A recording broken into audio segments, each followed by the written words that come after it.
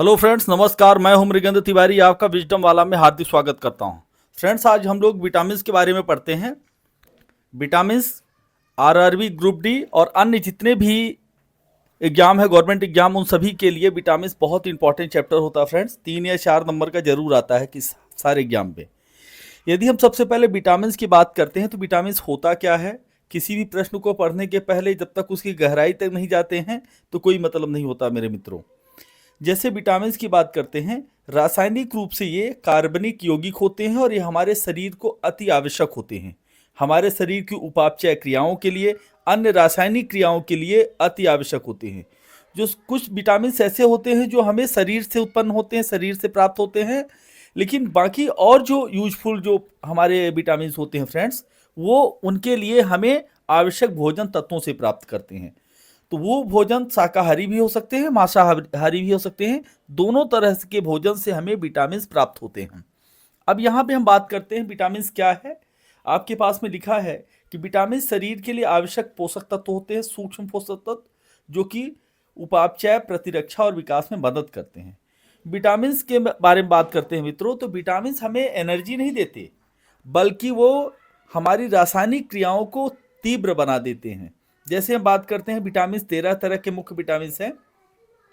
पहला विटामिन आपके पास है vitamin A, vitamin B1 thiamine, vitamin B2 को कहते हैं riboflavin, vitamin B3 niacin, vitamin B5 pantothenic acid, B6 की बात करते हैं pyridoxine, B7 biotin, B9 folic acid, B12 cyanocobalamin और B सी जिसे हम या vitamin C ascorbic acid, vitamin D calciferol, vitamin E tocopherol, vitamin D को phylloquinone कहते हैं। इस तरह से हमारे शरीर के लिए कुल 13 आवश्यक प्रोटीन विटामिन होते हैं मित्रों। अब यहाँ बात करते हैं विटामिन के क्या फायदे हैं। तो विटामिन B1 जो है वो उपापचय क्रियाओं को ठीक करता है, जैसे पाचन की बात करते हैं, भूख और तंत्रिका तंत्र को सही करता है। B2 की बात करते हैं तो B2 ऊर्जा और उपापचय दोनों के लिए कार्य करता है और आंखें सही, उसके B2 के उपयोग से हमारी आंखें सही कार्य करती हैं। B3 की बात करते हैं तो वृद्धि के लिए करता है, बॉडी के वृद्धि के लिए। विटामिन B5 रक्त और शर्करा का स्तर को सही करता है, जिसे आपने देखा है कि अक्सर शुगर के ज़्यादातर मरीज पाए जाते हैं। यदि B5 की कमी होती है तो और भी ज़्यादा इसके नुकसान हो सकते हैं। B6 ये कार्बोहाइड्रेट और अन्य प्रोटीन को पचाने में सहायक होता है। यही बात करते हैं विटामिन के प्रकार। विटामिन 2 तरह के होते हैं, एक होता है जल में घुलनशील विटामिन और दूसरे होते हैं मित्रों जो जल में घुलनशील नहीं है या वसा में घुलनशील है। तो जल में घुलनशील विटामिन बी कॉम्प्लेक्स और विटामिन सी BC, और वसा में एडेक ADE के एडेक होते हैं। इस तरह से आपने कभी भी देखा होगा किसी भी ऑयल में, तो उसमें लिखा रहता है विटामिन ई उसमें मिला हुआ है, राइट। जल में घुलनशील विटामिन आपने देखा है, ये विटामिन शरीर में संग्रहित नहीं होते, इन्हें नियमित रूप से लेना आवश्यक होता है। उदाहरण के लिए B1, B2, B3, B6, B12 और सी की बात करते हैं तो खट्टे रसदार फलों में विटामिन सी पाया जाता है। जितने भी खट्टे और रसदार फल होंगे उन सभी में विटामिन सी पाया जाता है। वसा में घुलनशील एडेक, ये विटामिन ADE के एडेक ये वसा में घुलनशील हैं। यही बात करते हैं विटामिन की क्या भूमिकाएं हैं, वो देख लीजिए आप लोगों के पास में। विटामिन ए हमारे आंखों के लिए और त्वचा के लिए बहुत यूजफुल है। विटामिन बी ऊर्जा उत्पादन और तंत्रिका तंत्र के लिए है। विटामिन सी प्रतिरक्षा प्रणाली को मजबूत करता है। और एक बात और बता देता हूँ, विटामिन सी हमारे आयरन को अवशोषित करने के लिए भी कार्य करता है। विटामिन डी हड्डियों की मजबूती के लिए, विटामिन ई एंटीऑक्सीडेंट के लिए, विटामिन की रक्त के थक्का को बनाने में मदद करने के लिए। इस तरह से आपके पास में इंपॉर्टेंट जो विटामिन हैं उन्हें आप नोट्स भी करते रहे फ्रेंड्स। इसके स्क्रीनशॉट ले लीजिए, अपने फ्रेंडों में शेयर भी करते रहिए। ये रेलवे के एग्जाम के लिए बहुत ही यूजफुल है और हमने बड़ी मेहनत से ये टेस्ट सीरीज आप लोगों के लिए बनाई है। आप हमारे प्ले स्टोर पर जाकर के भी देख सकते हैं दोस्तों। नेक्स्ट यहीं पे बात करते हैं विटामिन से होने वाली कमियों के बारे में बात करते हैं। विटामिन से होने वाली कमी, जैसे विटामिन ए की कमी से रतौंधी होती है, विटामिन बी1 की कमी से बेरी रोग होता है, विटामिन सी की कमी से स्कर्वी, विटामिन डी से रिकेट्स और विटामिन डी ए के की कमी से रक्तस्राव होता है। जिस भी व्यक्ति को विटामिन के की कमी है तो अत्यधिक रक्त यदि कहीं कट जाता है तो अत्यधिक रक्तस्राव होता है, जिसकी वजह से उसकी मृत्यु भी हो सकती है। यही हम बात करते हैं विटामिन। प्रश्न आपके पास आता है विटामिन पर, आपने विटामिन के बारे में चर्चा की है। अब यहीं पे प्रश्न है, लगभग आपके पास में एमसीक्यू फॉर्म में बहुत सारे प्रश्न हैं, हम चाहते हैं आप लोग इसके आंसर भी देते रहें। कौन सा विटामिन रतौंधी को रोकने में मदद करता है? ये आ चुका है आरआरबी में, लगभग 10 बार आ चुका है, अलग अलग प्रैक्टिस सेट में आ चुका है। तो विटामिन ए, सी, डी और के, तो राइट आंसर होगा ए आपके विटामिन डी। विटामिन ए रतौंधी को रोकने में मदद करता है। विटामिन ए किससे मिलता है? गाजर से। विटामिन ए गाजर से मिलता है और ये हमें रतौंधी से रतौंधी कौन सी बीमारी है? जैसे ही रात होना प्रारंभ होती है व्यक्ति को दिखाई देना बंद हो जाता है। स्कर्वी किस विटामिन की कमी से होता है? स्कर्वी रोग विटामिन सी की कमी से होता है। विटामिन सी खट्टे और रसदार फलों में मिलता है। खट्टे और रसदार फल जितने भी होंगे सभी में विटामिन सी, यहां तक कि मिर्ची में भी विटामिन सी की मात्रा होती है। कौन सा विटामिन सूरज की रोशनी से प्राप्त होता है? आपके पास ऑप्शन है ए, बी, सी, डी। राइट आंसर होगा विटामिन डी, सूर्य की रोशनी से प्राप्त होता है विटामिन डी। नेक्स्ट आपके पास में करते हैं, रक्त के थक्का बनने में कौन सा विटामिन इंपॉर्टेंट है? अभी पिछले हमने बताया था आपके पास में विटामिन के रक्त के थक्का बनाने में सबसे ज्यादा इंपॉर्टेंट भूमिका निभाता है, तो विटामिन के आवश्यक है। यही बात करते बेरी रोग किस विटामिन की कमी से होता है? आपके पास ऑप्शन है vitamin B one, vitamin बी2, vitamin B6, vitamin बी12। राइट आंसर होगा फ्रेंड्स विटामिन बी1 बेरी रोग के लिए जिम्मेदार है, इसलिए विटामिन बी1 की कमी नहीं होना चाहिए। कौन सा विटामिन प्रतिरक्षा प्रणाली को मजबूत करता है? प्रतिरक्षा इम्यूनो सिस्टम हमारा कौन मजबूत करता है? आपके पास विटामिन सी। राइट आंसर होगा ऑप्शन बी विटामिन सी जो है इसका राइट आंसर है।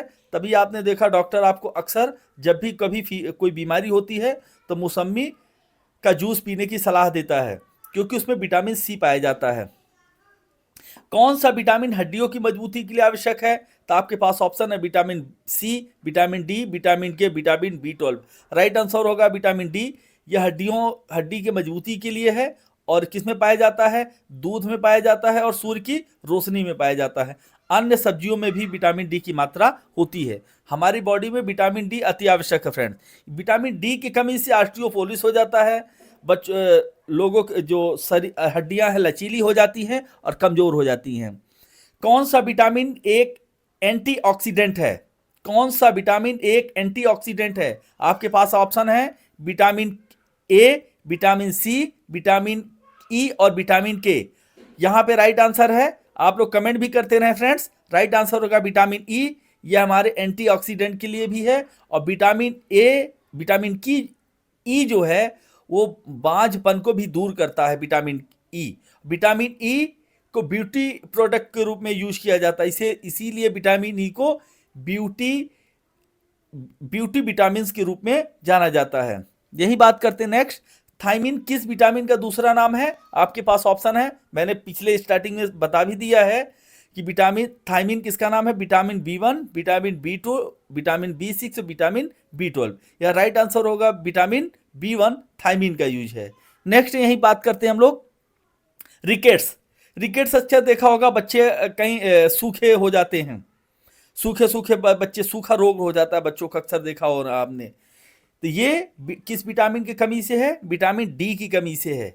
और जिन बच्चों को सूर्य की रोशनी नहीं मिल पाती या कि दूध नहीं मिल पाता पीने को, उन्हें रिकेट्स हो जाता है, विटामिन डी की कमी की वजह से हो जाता है, सूखा रोग होता है।